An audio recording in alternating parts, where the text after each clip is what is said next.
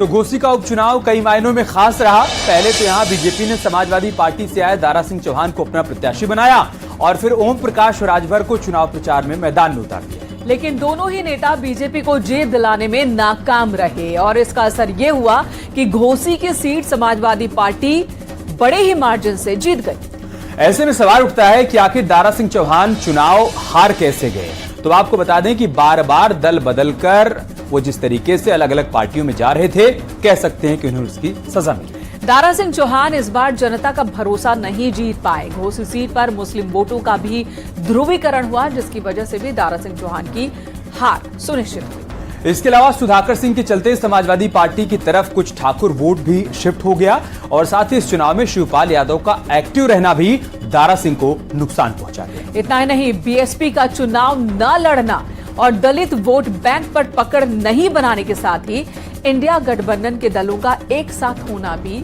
BJP candidate के हार की वजह हो सकती है। और इन्हीं तमाम फैक्टर्स पर अब आपको दिखाते हैं रिपोर्ट।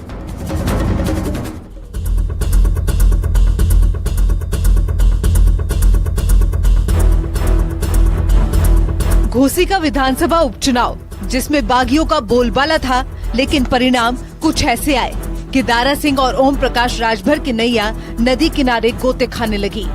चाहे बीजेपी के सहयोगी ओम प्रकाश राजभर हो या फिर संजय निषाद या फिर समाजवादी पार्टी का दामन छोड़ बीजेपी में शामिल हुए दारा सिंह चौहान, जो अपनी सीट भी बचा नहीं सके क्योंकि जातीय समीकरण के लिहाज से दावा जीत का किया जा रहा था। लेकिन अब रिजल्ट सामने आए तो दावे धरे के धरे रह गए। घोसी का रण जीतना बीजेपी से ज्यादा समाजवादी पार्टी के लिए जरूरी था, क्योंकि यहाँ बगावत करने वालों को सबक सिखाना मकसद था और इसमें सपा कुछ हद तक कामयाब भी हो गई और इसी कामयाबी के साथ साख भी बचा ली गई। उन ठगों के खिलाफ लड़ रही थी जो जनता को ठगने का काम करते हैं, लोकतंत्र को ठगने का काम करते हैं, पार्टियों को ठगने का काम कर रही थी। उस व्यक्ति पियरका चाचा के खिलाफ लड़ रही थी जो स्वयं भू अंतर्राष्ट्रीय नेता अपने 2 बच्चों के साथ आकर यहाँ की जनता को ललकार रहा था, यहाँ की धरती को रौंद रहा था और अहंकार और झूठ में जिस भाषा का इस्तेमाल कर रहा था, उस भाषा के लिए घोसी उनको कभी माफ नहीं करेगी। दल बदलू नेता को अपने वोट की ताकत दिखा दी है।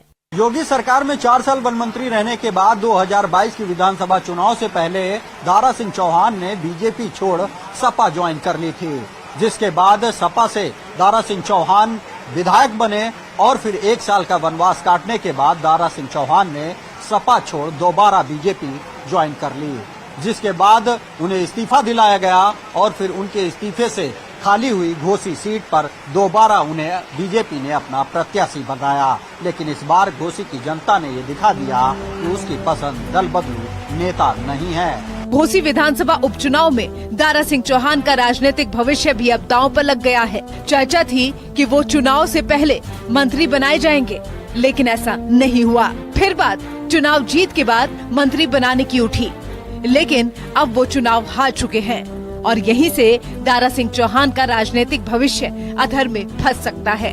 ओम प्रकाश जी को डींग हाँकने की आदत है और वो क्या बोल रहे हैं क्या नहीं बोल रहे हैं उनको भी पता नहीं रहता। जैसे नौटंकी में जोकर होता है, राजनीति में जोकर की भूमिका में हमेशा ओम प्रकाश जी आते हैं। वो खुद हंसते हैं और जनता को हंसाने के लिए इस प्रकार की अनाप शनाप बयानबाजी करते रहते हैं। समाजवादी पार्टी उसको बहुत गंभीरता से नहीं लेती है। घोसी के रण में ओम प्रकाश राजभर चुनाव प्रचार में सबसे आगे थे। चुनाव से 1 महीने पहले ही मऊ में डेरा जमा चुके थे, लेकिन उनकी प्लानिंग। अब यहाँ ये भी समझना जरूरी है कि घोसी में हार से ओम प्रकाश राजभर का क्या नुकसान होने वाला है। पहला नुकसान यह है कि पूर्वांचल में राजभर की छवि कमजोर हो गई है और दूसरा नुकसान यह है कि 2024 में मनचाही सीट अब उनको नहीं मिल पाएगी। तीसरा नुकसान ये कि कैबिनेट में शामिल होने की संभावना पर संकट मंडराने लगा है और चौथे नुकसान की बात की जाए तो ओबीसी वोट बैंक में पकड़ की सच्चाई अब सामने आ गई है। और पांचवा नुकसान ये कि एसबीएसपी के बागी नेताओं की वजह से राजभर वोट बढ़ चुके हैं। ये मैसेज भी सीधे तौर पर निकलकर सामने आया है। आज आप सबके माध्यम से पूछना चाहता हूं कि इस परिणाम के बाद, इस जनादेश के बाद क्या वो ईवीएम पर प्रश्न खड़ा करेंगे, क्या वो सरकारी मिशनरी, संवैधानिक संस्थाओं, इलेक्शन कमीशन पर प्रश्न खड़ा करेंगे। मैं जो भी ये परिणाम आया, हम लोग एक राजनीतिक दल के नाते आपस में बातचीत करके इस परिणाम की समीक्षा करेंगे। हम उसका स्वागत करते हैं और एक बात जरूर कहूंगा कि ईवीएम विपक्ष जब हारता है तो ईवीएम का दोष देता है।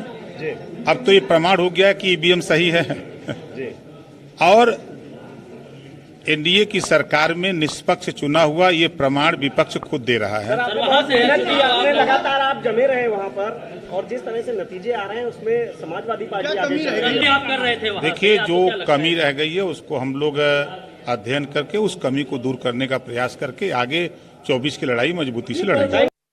देखिए, इसके जवाब तो सब आपके सामने है, लेकिन मैं अपनी जिम्मेदारी लेता हूं। मैं 43 गांव में निषाद है और उसमें मैंने 40 गांव में जीत दर्ज कराई, 80% वोट पाए और 3 गांव में हारे भी हैं, तो एक नेता की वजह से। नहीं, कुछ नहीं है सर, केंद्र का चुनाव है, राष्ट्रवाद और देश के विकास और देश की समृद्धता और उसको एक ताकत के साथ रखने का चुनाव है और मोदी के नेतृत्व में 39 पार्टियों ने इकट्ठा हुए हैं और इस राष्ट्र को फिर से विश्व गुरु बनाना है, फिर से अर्थव्यवस्था में तीसरे नंबर पर लाना है, फिर गरीब कल्याण योजनाएं नीचे लाना,